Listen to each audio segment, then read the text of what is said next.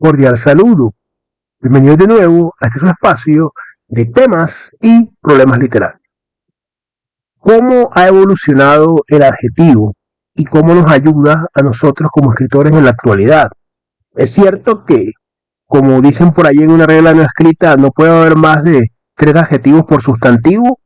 ¿O será que lo más importante no es el número de adjetivos, sino la precisión, la exactitud, el efecto que tengan sobre nuestro estilo? Vamos a conversar un poco sobre este y otros temas, no sin antes recordar que soy Suñata Keita, escritor, miembro fundador del colectivo artístico Episteme Colombia y su anfitrión en este su espacio.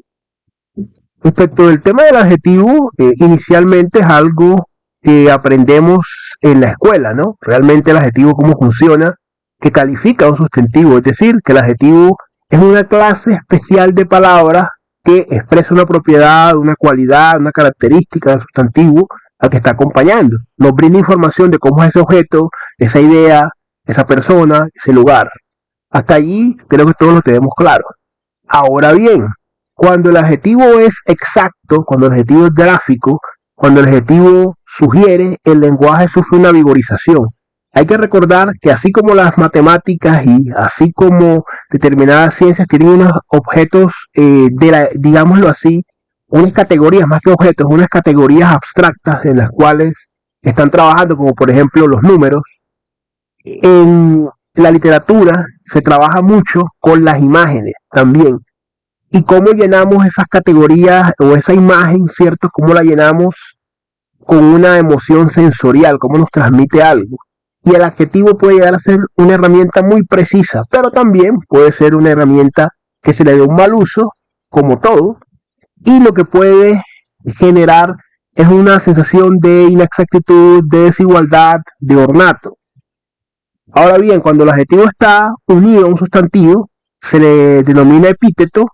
Esto sirve para destacar una cualidad que interesa, que el escritor quiere que en ese momento pase de relieve, una especie de énfasis. Entonces no se trata tanto de que si hay adjetivos per se que no, digamos, son los más exactos, sino también cómo lo va a utilizar usted. Por ejemplo, anteriormente, cuando no había a disposición del lector tantas pantallas, tantas imágenes, tanta información como ahora, nos dábamos cuenta que, por ejemplo, cuando se quería crear un efecto poético, se hablaba, por ejemplo, de la oscura noche, de la blanca nieve, de cuestiones que evidentemente desde un punto de vista lógico son así, la noche es oscura y la nieve es blanca. Pero ¿qué era lo que quería resaltar el escritor de ese momento histórico con esos adjetivos en ese momento? La sensación magnificada de la blancura, quizá como pureza, ¿cierto? Por ejemplo, en el caso de la nieve, del inmaculado. Entonces, también hay que decir que una de las primeras cosas que debemos tener en cuenta es la evolución histórica. Si bien las normas gramaticales, que también van cambiando,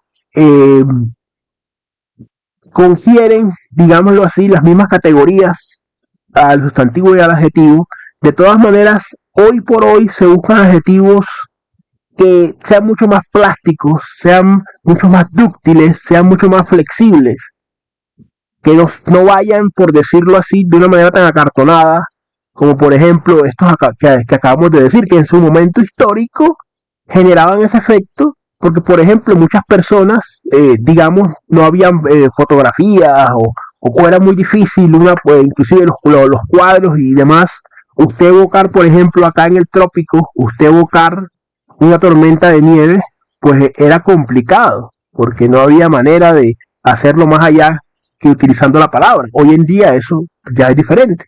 Entonces también hay que personalizar el adjetivo, saber exactamente cuándo se usa respecto del número, que es otra cuestión que también se ha dicho. Es que usted no puede poner, no es tanto la cantidad de adjetivos, sino la función que están cumpliendo.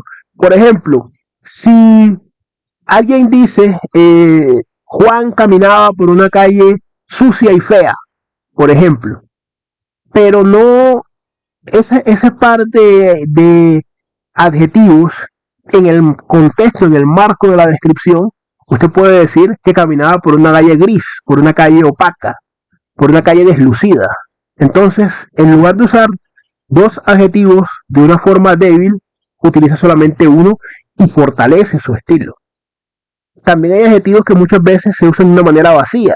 Por ejemplo, tenía una expresión muy triste y muy abandonada. Entonces, y ese muy puede no ser realmente, no le está diciendo mucho, no le está aportando nueva información. Entonces, también hay que buscar que sea fortalecer ese efecto. También a veces es innecesario.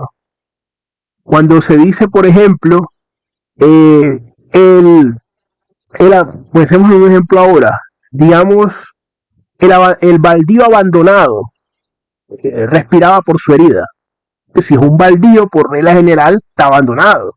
Entonces, no está sumando ese adjetivo, no está sumando realmente. Entonces, ¿qué debemos tener en cuenta? El adjetivo, como todo, va evolucionando también en cuanto a su uso. Buscar adjetivos, por decirlo así, mucho más personales, mucho más cercanos, que transmitan, ojalá, no por el número, usted puede usar los tres o puede usar cuatro, si quiere. Por ejemplo, cuando estuvimos analizando, por ejemplo, cuando usted dice, digamos, quiere usar una expresión, por decirlo así, para destacar, por ejemplo, el hambre, para destacar, por ejemplo, eh, el abandono, una serie de cosas como vimos hace poco analizando la novela de Arnoldo Palacio, Las estrellas son negras, vimos cómo ese realismo tan brutal que él logra, lo logra muchas veces por adjetivos que son los precisos en ese momento, como cuando se hace la descripción física del pescador al principio, del pescador anciano. Ese es un buen uso del adjetivo, un uso bastante útil.